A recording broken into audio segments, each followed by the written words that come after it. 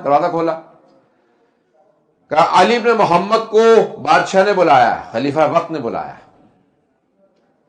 تو خادم نے کہا وہ جو سامنے قبر دیکھ رہے ہو نا، look at that grave in that corner, go inside the grave and you'll find علی بن محمد.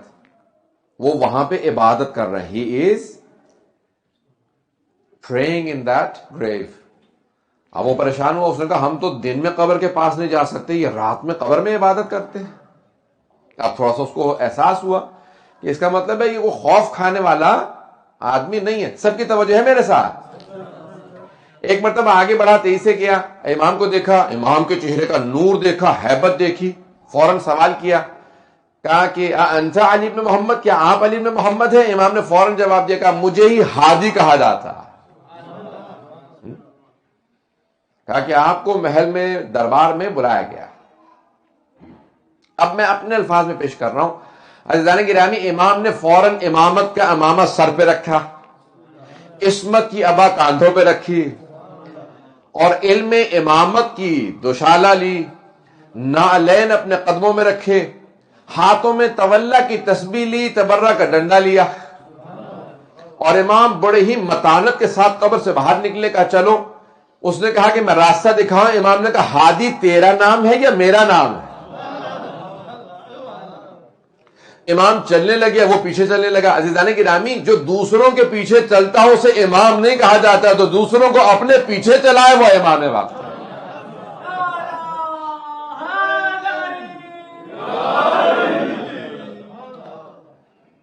وقت نہیں، مجھے 5 منٹ کے اندر بات کو تمام کرنا ہے، واقعے کو مکمل کر دوں اور اس کے بعد پھر آپ لوگوں نے تھوڑی سی دیر کے لیے ماتم میں کرنا. عزیزان گرامی، امام چلنے لگے.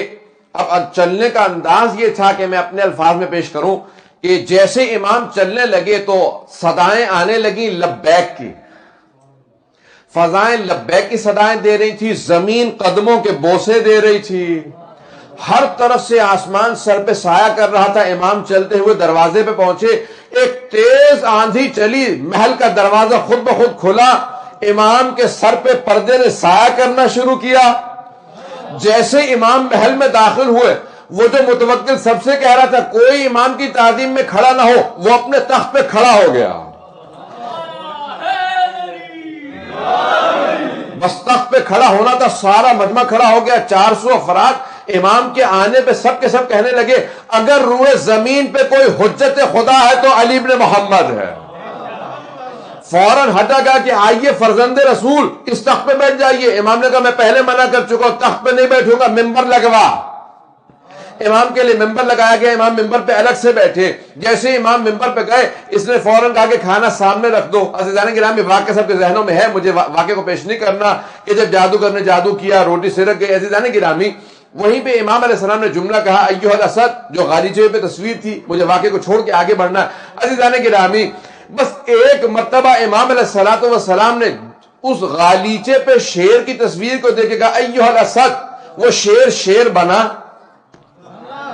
جادوگر کے پاس گیا، اسے نگلا ایک خون کا قطرہ بھی زمین پہ گرنے نہیں دیا، اور فوراً امام کے سامنے آ کے کھڑا ہوا.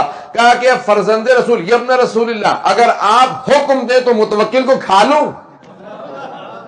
تو متوکل نے فوراً کہا کہ میرے تو وڈیرے بھی کہہ گئے کہ اگر آپ نہ ہوتے تو ہم ہلاک ہو جاتے ہیں، اسے کہیے واپس چلا جائے. امام نے کہا کہ واپس لوٹ جا. جب جانے لگا تو اس نے کہا کہ اس سے کہیں میرا جادوگر لوٹا دے. تو امام علیہ السلام نے جملہ کہا کہ جس طرح سے جناب موسیٰ کا عصا فرعون کے سانپوں کو واپس کر کے نہیں گیا تھا،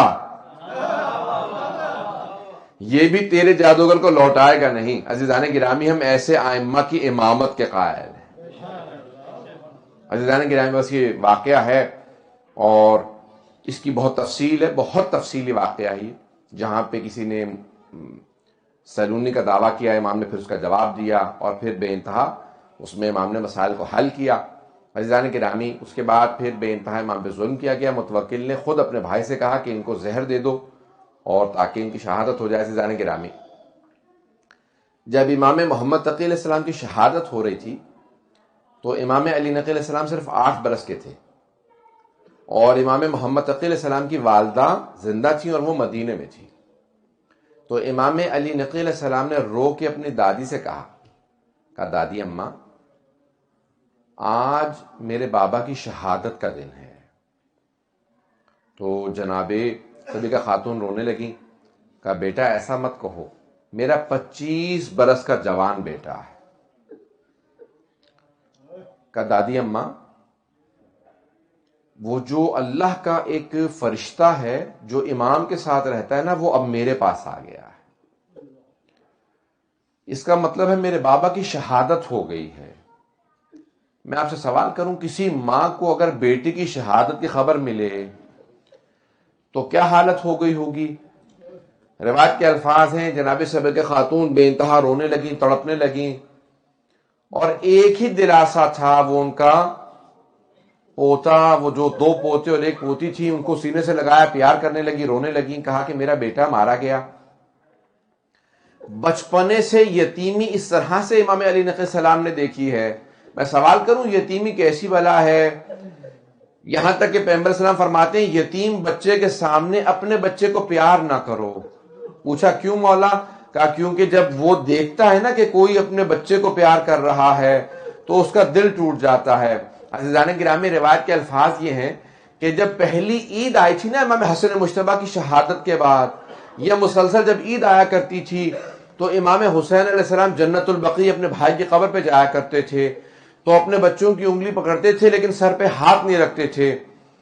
تو کبھی کسی نے پوچھا اتنا پیار کرتے ہیں تو آپ بچوں کو کیوں نہیں پیار کرتے؟ کہا جب میں قاسم کو دیکھتا ہوں تو مجھے احساس ہوتا ہے کہ میرا بھتیجا کبھی یتیمی کا احساس نہ کرے، اپنے بابا کو یہ محسوس نہ کرے میرا باپ سر پہ نہیں ہے، اس لیے میں اس کی محبت میں اس کو زیادہ زیادہ پیار کرتا ہوں، اسے سینے سے لگاتا ہوں، اس کے سر پہ ہاتھ رکھتا ہوں، اپنے بچوں کے سر پہ ہاتھ نہیں رکھتا، تاکہ میرے بھتیجے یتیم بھتیجوں کو یہ محسوس نہ ہو کہ دیکھو ہمارے جو چچا زاد بھائی ہیں ان کے سر پہ ہاتھ رکھنے والا ہے لیکن ہمارا باپ سر پہ موجود نہیں ہے۔ عزیزان گرامی، یتیمی عجیب چیز ہے۔